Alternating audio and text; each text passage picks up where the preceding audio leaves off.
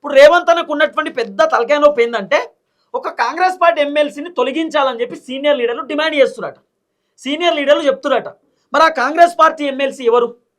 ఇప్పుడు కాంగ్రెస్లో దాదాపు బీఆర్ఎస్ నుండి కాంగ్రెస్ పార్టీలోకి వచ్చిన తర్వాత పదవులు వచ్చినటువంటి వ్యక్తులు చాలా మంది ఉన్నారు మన తాన.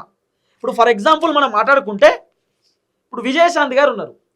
విజయశాంతి మేడం ఆమెకు ఎమ్మెల్యే కోటాలో ఎమ్మెల్సీ పదవి వచ్చింది. విజయశాంతి మేడంని రాములమ్మ అని చెప్పి పిలుస్తూ ఉంటారు. మరి రాములమ్మకేమో ఎమ్మెల్సీ పదవి వచ్చింది. రాములమ్మ ఒక్కసారన్నా గాంధీభవన్కి వచ్చిందా చక్కగా? విజయశాంతికి ఇప్పుడు ఎమ్మెల్సీ పదవి వచ్చింది కదా, రేపు మాపో విజయశాంతికి మంత్రి పదవి ఇస్తా అని కూడా ఒక చర్చ నడుస్తుంది. ఇస్తారో ఏరో తెలియదు కానీ విజయశాంతికి మంత్రి పదవి కూడా రాబోతుందని వినబడుతున్న చర్చ. అసలు మొత్తం ఎంటైర్ కాంగ్రెస్లో విజయశాంతికి ఎమ్మెల్సీ పదవి వస్తుందని చెప్పి ఎవరు ఎక్స్పెక్ట్ చేయలేదట. అసలు విజయశాంతి పేరు లిస్టులో లేదు.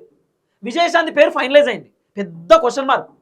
అద్దంకి దయాకర్కు చాలామంది ఎక్స్పెక్ట్ చేసిరు. తర్వాత ఒక గిరిజన బిడ్డకు ఖచ్చితంగా ఇవ్వాలని చెప్పి డిమాండ్ చేసిరు. శంకర్ నాయక్ కూడా ఇచ్చారు. కానీ విజయశాంతి పేరు వస్తుందా రాదా అని పెద్ద క్వశ్చన్ మార్క్. కానీ ఆమె పేరు వచ్చింది. విజయశాంతి పేరు వచ్చిన తర్వాత చాలామంది కాంగ్రెస్ పార్టీ లీడర్లు షాక్ అయ్యారు, హవాకయ్యారు.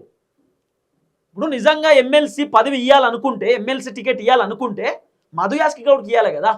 ఆయన చాలా కీలకమైనటువంటి వ్యక్తి. ఆయన బీసీ బిడ్డ, ఆయనకు కదా రావాల్సింది. హనుమంతరావుకి ఏదో ఒక పదవి ఇవ్వాలి కదా, జగారెడ్డికి ఏదో ఒక పదవి ఇవ్వాలి కదా. ఈ సీనియర్ లీడర్లకు పదవులు రాలే, కానీ విజయశాంతికి మాత్రం పదవి ఇచ్చారు. ఇప్పుడు సీనియర్ లీడర్లు చెప్తున్న మాట ఏంది? విజయశాంతికి ఎట్లా ఇస్తారు ఎమ్మెల్సీ పదవి? ఏ విధంగా ఇస్తారు? విజయశాంతి ఎప్పుడైనా గాంధీభవన్కి వచ్చిందా? కాంగ్రెస్ పార్టీ అధికారంలోకి రావడానికి విజయశాంతి ఏమైనా ప్రయత్నించిందా? కాంగ్రెస్ అధికారంలోకి రావడానికి విజయశాంతి ఏమైనా పాదయాత్ర చేసిందా? లేకపోతే విజయశాంతి ఏమన్నా నియోజకవర్గాలలో పర్యటన చేసిందా? ప్రచారం చేసిందా? భారీ బహిరంగ సభలకు వచ్చిందా? మీటింగ్లకు వచ్చిందా? ఆమె ఏం చేసిందని చెప్పి ఆమెకు ఎమ్మెల్సీ పదవి ఇచ్చిరు. ఎందుకు ఇచ్చిరు?